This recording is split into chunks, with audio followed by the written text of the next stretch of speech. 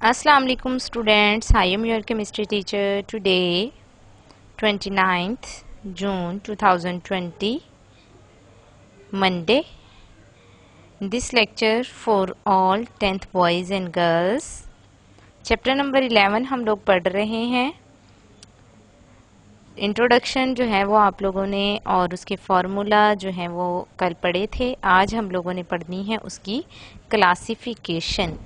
Organic compound की classification पढ़नी है आप लोगों ने कि ऑर्गेनिक कंपाउंड जो है वो आगे इसको कितनी क्लासेस में डिवाइड किया गया है और उन क्लासेस को जो है वो किस बेस पे डिवाइड किया गया है. ठीक है. Topics which will be discussed today. Classification of organic compound main topic आप लोगों का ये है. अब इसमें जो है वो आता है open chain compounds. Open chain के आगे दो ब्रांचेस हैं, स्ट्रेट चेन कंपाउंड्स और ब्रांच चेन कंपाउंड्स. उसके बाद आते हैं क्लोज चेन कंपाउंड्स. क्लोज जो है वो आगे दो तरह के हैं, होमोसाइक्लिक कंपाउंड और हेट्रोसाइक्लिक कंपाउंड. होमोसाइक्लिक कंपाउंड आगे दो तरह के हैं, aromatic compounds and alicyclic compounds. ये टॉपिक्स आज आप लोगों ने पढ़ते हैं. आसान सा ये टॉपिक है और ये लॉन्ग क्वेश्चन के तौर पे भी आता है. सारी डेफिनेशंस है और लॉन्ग क्वेश्चन के तौर पे आती हैं. सारी डेफिनेशंस को इकट्ठा कर देंगे, अलग-अलग याद करेंगे तो शॉर्ट क्वेश्चन, इकट्ठा कर देंगे तो लॉन्ग क्वेश्चन. ठीक है. यानी कि ये एक लॉन्ग क्वेश्चन है कि इस पे आता होता है write down the note on classification of organic compounds. ठीक है. और ये सारी डेफिनेशन और एग्जाम्पल है और कुछ भी नहीं है. क्लासिफिकेशन ऑफ ऑर्गेनिक कंपाउंड, ये सबसे पहले इसकी डायग्राम आती है. इससे जो है वो डायग्रामेटिकली आप लोगों को बताया जा रहा है कि ऑर्गेनिक कंपाउंड को कितनी क्लासेस में जो है वो डिवाइड किया गया है.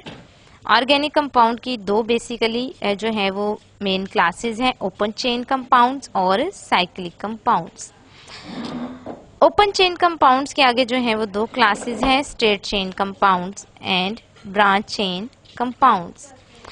साइक्लिक कंपाउंड्स की जो है वो आगे दो ब्रांचेस हैं, homocyclic compounds and heterocyclic compounds.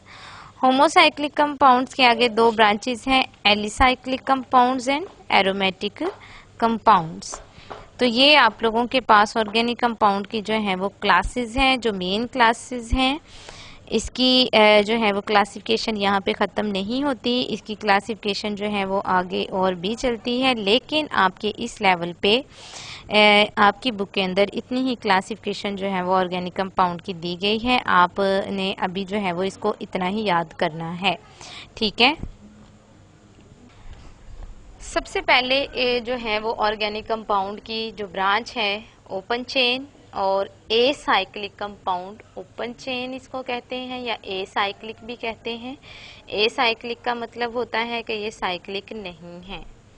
अब इसकी डेफिनेशन क्या है? Open chain compounds are those in which the end carbon atoms are not joined with each other.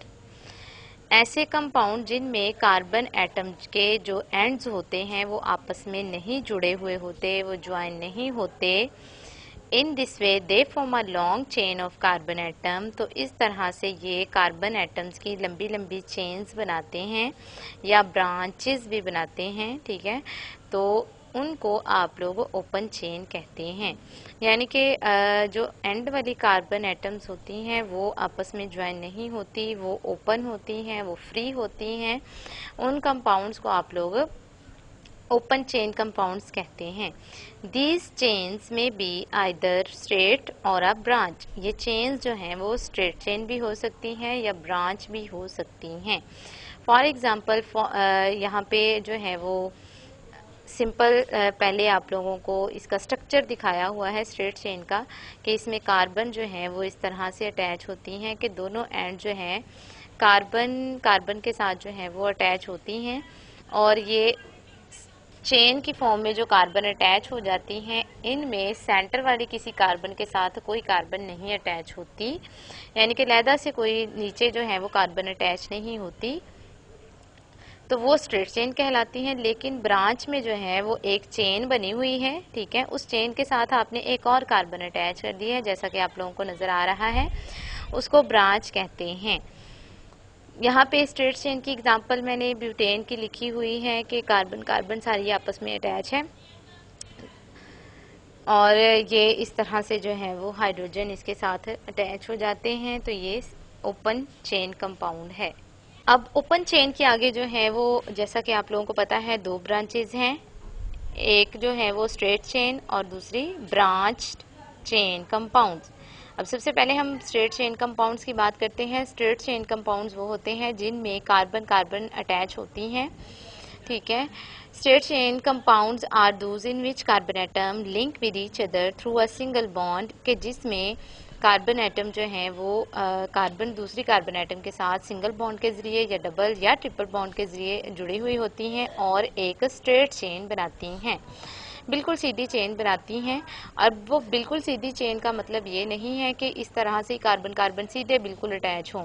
ये कार्बन कार्बन जो है वो चाहे यू फॉर्म में आ जाए चाहे वी फॉर्म में आ जाए तब भी ये स्ट्रेट चेन ही रहेंगे, लेकिन सिर्फ यहाँ फर्क ये होगा कि इन कार्बन के साथ कार्बन कार्बन जो है वो एक सिंगल सिंगल बॉन्ड ही बनाए, कार्बन जो है वो किसी दूसरी दो कार्बन के साथ ही बॉन्ड बनाए, किसी तीसरी कार्बन के साथ बॉन्ड ना बनाए। यानी कि जैसे आप लोगों ने ब्रांच में देखा कि स्ट्रेट चेन बन के तो उसके साथ अलहदा से जो है वो कार्बन ना जुड़ी हो, चाहे वो आप उसको यू में ले जाएं शेप में या वी में ले जाएं तब भी वो स्ट्रेट चेन ही रहेगी, ठीक है। इसके बाद आ जाती है branched chain compounds. Branch chain compounds are those in which there is a branch along a straight chain. उन कंपाउंड्स को ब्रांच कहते हैं कि जिनमें एक स्ट्रेट चेन के साथ जो है वो एक ब्रांच भी लगी हो, ठीक है। ये आइसोब्यूटेन की एग्जांपल मैंने यहाँ पे आप लोगों को दिखाई है, लेकिन एक स्ट्रक्चर और भी दिखाया है, देखें जो इधर वाली साइड पे है जिसमें 5 कार्बन जो है वो अटैच है और 3 कार्बन के साथ ऊपर और कार्बन भी अटैच है। तो जो ऊपर वाली कार्बन है ये यहाँ पे 3 ब्रांचेस जो हैं वो बन रही हैं, जबकि आइसोब्यूटेन में एक ही ब्रांच लगी हुई है। तो चाहे ब्रांच 1 हो 2 हो 3 हो तो वो कंपाउंड आप लोगों का ब्रांच्ड कहलाएगा, ठीक है। बाद आ जाते हैं क्लोज चेन और साइक्लिक कंपाउंड। क्लोज्ड जो जिनकी चेन जो है वो क्लोज हो जाएगी उसको आप लोग क्लोज चेन कहेंगे, और वो चेन जब क्लोज हो जाएगी तो मतलब कि साइकिल बन गया, उसको आप लोग साइक्लिक कंपाउंड कहेंगे। अब इसकी डेफिनेशन क्या है? क्लोज चेन और a cyclic compound are those in which the carbon atoms at the end of the chain are not free. Open की तरह का उल्टी है, ओपन में कहना है कि वो फ्री होते हैं, लेकिन यहाँ पे कहना है कि ये फ्री नहीं होती, ये आपस में ज्वाइन कर जाती हैं। They are link to form a ring, ये आपस में लिंक करते हैं, मिल जाते हैं कार्बन एटम्स और रिंग बनाते हैं। They are further divided into 2 classes, homocyclic और कार्बोसाइक्लिक।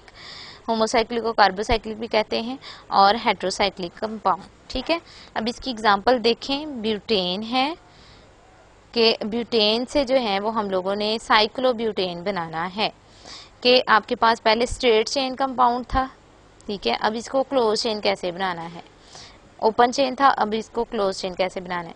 अब ये जो दोनों एंड वाली कार्बन है इनके साथ से एक एक हाइड्रोजन हटा दें, ठीक है।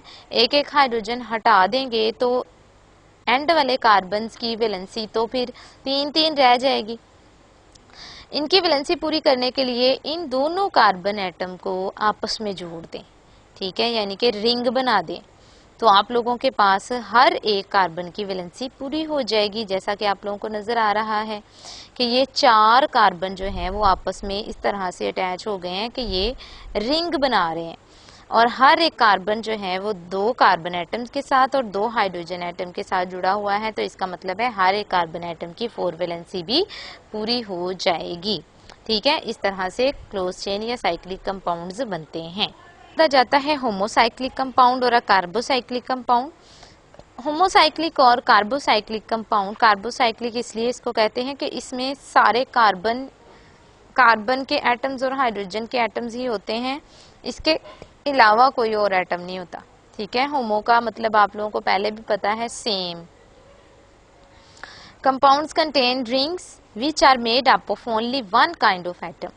कि ऐसे जो है वो कंपाउंड जिनमें रिंग जो है वो एक ही तरह के एटम से मिलके बनी होती है, और वो एटम कौन सा होता है? Carbon atom. These are further divided into two classes, aromatic compound और alicyclic compounds। तो एग्जाम्पल यहाँ पे आप लोगों को दी हुई है साइक्लोहेक्सेन। हेक्सेन मतलब कि 6 कार्बन ऐसे जोड़ दिए आप लोगों ने साइकिल की फॉर्म में, और हर एक कार्बन को 2-2 हाइड्रोजन दे दिए। ठीक है, तो ये आपके पास बन गया साइक्लोहेक्सेन। ठीक है, अगर नॉर्मल हेक्सेन लिखें तो फिर जो है वो एंड वाली कार्बन एटम्स को आप लोगों को 3-3 हाइड्रोजन देने पड़ेंगे, लेकिन अगर साइक्लो लिखते हैं तो हर एक कार्बन के पास 2-2 हाइड्रोजन आएंगे। ठीक है, इस तरह से आप लोगों के पास साइक्लोहेक्सेन बनते हैं। यानी कि स्ट्रेट चेन में जो है वो आप लोगों के पास फॉर्मूले में हेक्सेन का फॉर्मूला होता है C6 और H14, लेकिन अगर आप लोग साइक्लोहेक्सेन की बात करते हैं तो इसका मोलिकुलर फॉर्मूला होता है C6H12, यानी कि 2 हाइड्रोजन कम हो जाने हैं। जो आप लोगों ने इसके एंड से उतारे हैं ना, वो 2 हाइड्रोजन कम हो जाने हैं साइक्लो के केस में। इसके बाद आ जाते हैं एरोमेटिक और बेंजीनाइड कंपाउंड। एरोमेटिक कंपाउंड्स को बेंजीनाइड कंपाउंड्स भी कहते हैं। ठीक है, बेंजीनाइड जो है लफ्ज निकला है बेंजीन से। बेंजीन एक ऑर्गेनिक कंपाउंड है। अब एरोमेटिक कंपाउंड्स क्या होते हैं? एरोमेटिक लफ्ज निकला था एरोमा से। एरोमा कहते हैं खुशबू को, कि जो पहले हम लोगों ने ऑर्गेनिक कंपाउंड डिस्कवर किए उनकी खुशबू थी, इसलिए हम उनको कहते थे एरोमेटिक कंपाउंड्स। डेफिनेशन देख लेते हैं। These organic compounds contain at least 1 benzene ring in their molecule.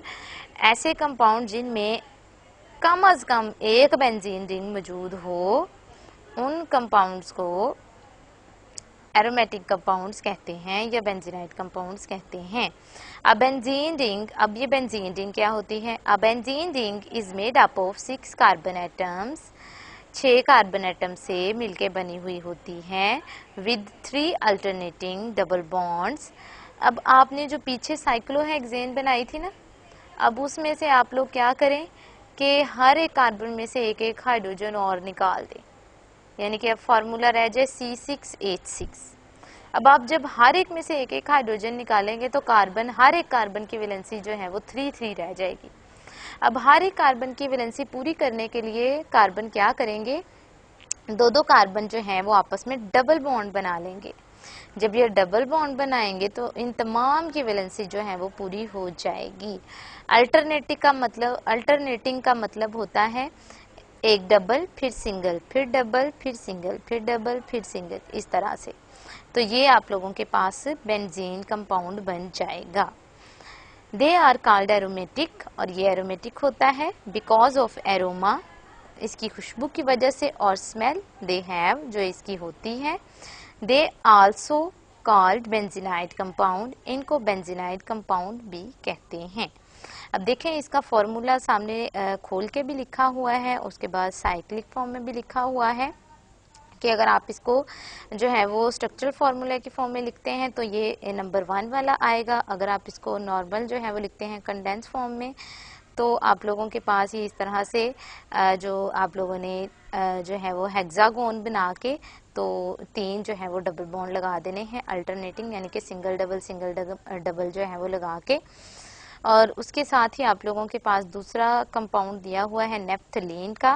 Naphthalene भी एक जो है वो एरोमेटिक कंपाउंड है और ऑर्गेनिक कंपाउंड भी है। इसमें भी डबल सिंगल और डबल सिंगल बॉन्ड ही आते हैं।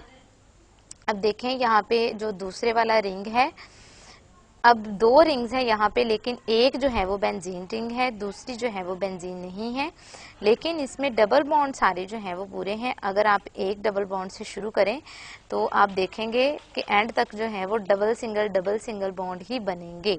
ठीक है, तो ये नेफ्थलीन होती है tablet.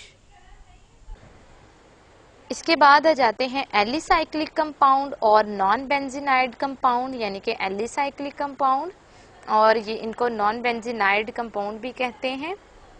Carbocyclic compounds which do not have benzene ring in their molecule, ऐसे कार्बोसाइक्लिक कंपाउंड जिनमें बेंजीन रिंग नहीं होती उनको एलिसाइक्लिक या नॉन बेंजीनाइड कंपाउंड कहते हैं। यानी कि जो सिंपल आप लोगों के पास होते हैं जिनमें बेंजीन रिंग नहीं होती, यानी कि डबल बॉन्ड नहीं होता, या डबल बॉन्ड होता भी है तो एक है या दो हैं, ठीक है, तीन पूरे नहीं हैं, तो भी वो आप लोगों के पास नॉन बेंजीनाइड कंपाउंड में आएगा। तो एग्जांपल यहाँ पे दी हुई है, साइक्लोप्रोपेन है पहले नंबर पे, फिर साइक्लोब्यूटेन है, फिर साइक्लोपेंटेन है और साइक्लोहेक्सेन यहाँ पे दिखाई हुई हैं। कि पेंटेन में भी आप लोगों को कोई डबल बॉन्ड नज़र आ रहा है, हेक्सेन में भी नज़र नहीं आ रहा, साइक्लोब्यूटेन में भी नहीं है, साइक्लोप्रोपेन में भी नहीं है। बेंजीन का सिर्फ जो है वो फॉर्मूला अपने माइंड में बिठा लें और जिसमें वो बेंजीन का रिंग आप लोगों को नज़र आएगा वो बेंजीनाइड कंपाउंड होंगे और जिसमें नहीं नज़र आएगा वो आप लोगों के पास नॉन बेंजीनाइड कंपाउंड कहलाएंगे। ठीक है, इस तरह से जो है वो आप लोगों के पास इसकी डेफिनेशन कंप्लीट हो जाती है। सबसे लास्ट पे आप लोगों के पास अब ये आ जाती है क्लास हेट्रोसाइक्लिक कंपाउंड। हेट्रो का मतलब होता है डिफरेंट। तो जैसे आपने होमो की पढ़ी है ना, तो उसके अपोजिट ही है। होमो में आपने कहा कि सारे के सारे कार्बन एटम्स ही होने चाहिए, उसके साथ हाइड्रोजन अटैच है। लेकिन हेट्रो में जो है वो कार्बन के अलावा कोई दूसरा एलिमेंट भी अटैच हो सकता है। Cyclic compound that contain one or more atoms other than that of carbon atoms, के कार्बन एटम के अलावा कोई और दूसरा एटम भी अगर पाया जाता है इन देयर रिंग, उसकी रिंग में, उसको हेट्रोसाइक्लिक कंपाउंड कहेंगे। देखिए जैसे आप लोगों को नजर आ रहा है, थायोफीन है। थायोफीन में जो है ये जो कोने होते हैं ना, ये कार्बन को रिप्रेजेंट करते हैं। ठीक है, अब देखें इसके कितने जो है वो कॉर्नर्स हैं आप लोगों के पास, 1 2 3 4। तो इसका मतलब है इसमें कितनी कार्बन हुई, 4 कार्बन है। और यहाँ पे हर एक कार्बन, जब डबल बॉन्ड बना हुआ हो ना, तो हर कार्बन के पास एक एक हाइड्रोजन होती है। तो यहाँ पे कितनी हाइड्रोजन हुई, 4। ठीक है, तो ये है आप लोगों के पास थायोफीन। उसके बाद आ जाती है पिरिडीन। अब यहाँ पे बेंजीन की तरह का ही रिंग नजर आ रहा है आपको, लेकिन यहाँ पे कार्बन जो है वो यहाँ पे नहीं है। इस कॉर्नर पे जो है वो नाइट्रोजन मौजूद है। के बेंजीन का फॉर्मूला है C6H6, लेकिन पिरिडीन जो है वो आप लोगों के पास होती है C5। ठीक है, यहाँ पे कार्बन जो है वो आप लोगों के पास 5 होती हैं, लेकिन हाइड्रोजन जो है वो 6 ही होती हैं और एक नाइट्रोजन का एटम होता है।